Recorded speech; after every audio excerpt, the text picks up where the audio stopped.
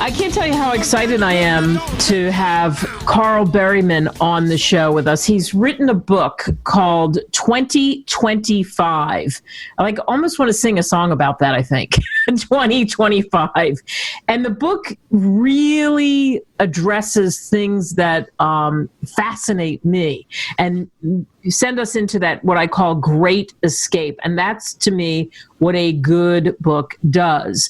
So I've only said this a few times throughout this year. I have a top 10 list, and he makes my top 10 list of books that are absolutely worth reading and disappearing into. So, Carl, thank you so much for coming on. Thank you for having me. Tell us about writing the book. Why did you write the book? Well, really, there are two primary reasons. One is I enjoyed it.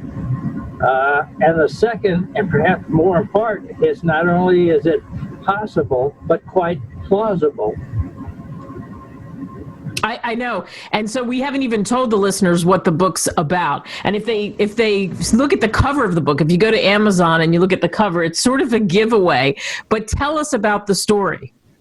Well, frankly, it's a story more or less of survival.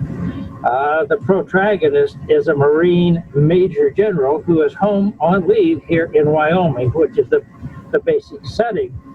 The Russians and the Chinese form a temporary coalition to take over the International Space Station, simultaneously destroy all of our satellites, and launch a massive electromagnetic pulse attack on the United States. The consequences of that is that it burns out every piece of digital equipment in the United States. The 340 transformers that control our electrical grid or explode or burned out. Every internal combustion engine is magnetized. Every car will stop functioning. Every airplane will fall from the skies. What else? We're going to have massive fires, tremendous automobile crashes, and it's going to be absolute chaos. Can you imagine living in an apartment building in New York City with no water? You can't flush the toilet. There's no food. And how soon will anarchy reign and gangs preying upon the weak, looking for food, loot, and rape? And there's a lot of fascination about that. There's, first of all, about the International Space Station, but also what would happen if everything crashed around us, especially when you look at the grid. So for your research, how did you do the research and kind of put this story together in your mind? Well, there are several things. First of all, I'm a retired military officer, a veterinary corps officer by training. And I took 2 years to research this out. I actually researched it in 2013, 2014, and was published in 2015. It never gained any attraction until this last year. So it's a matter of looking down the road 10, 20, 30 years and what are the possibilities? What could happen? In this, the Russians take over the International Space Station. We do not have any time to respond. They take out all of our satellites. We're cooked. Oh, I like that. We're cooked. Hashtag we're cooked.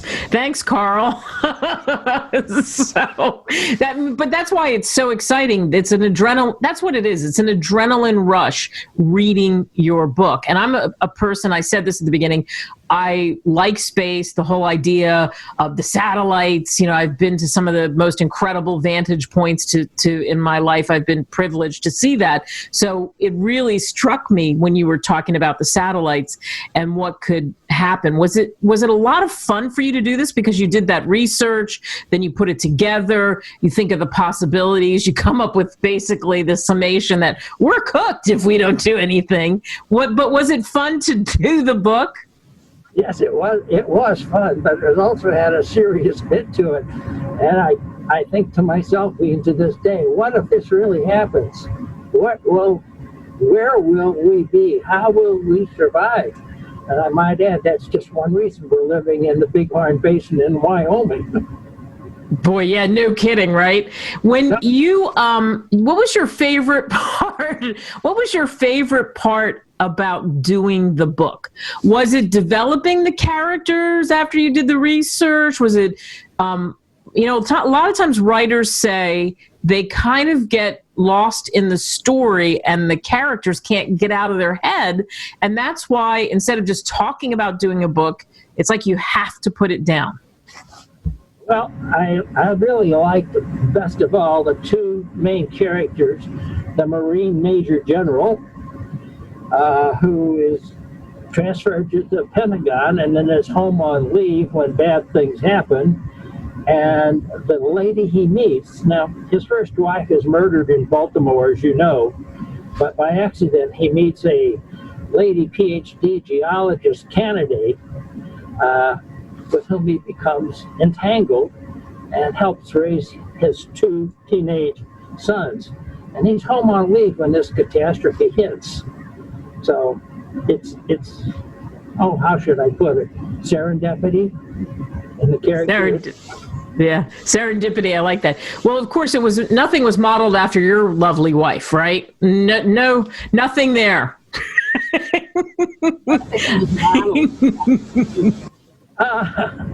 Well, I have to admit, I married the right woman the first time. That is a very good answer.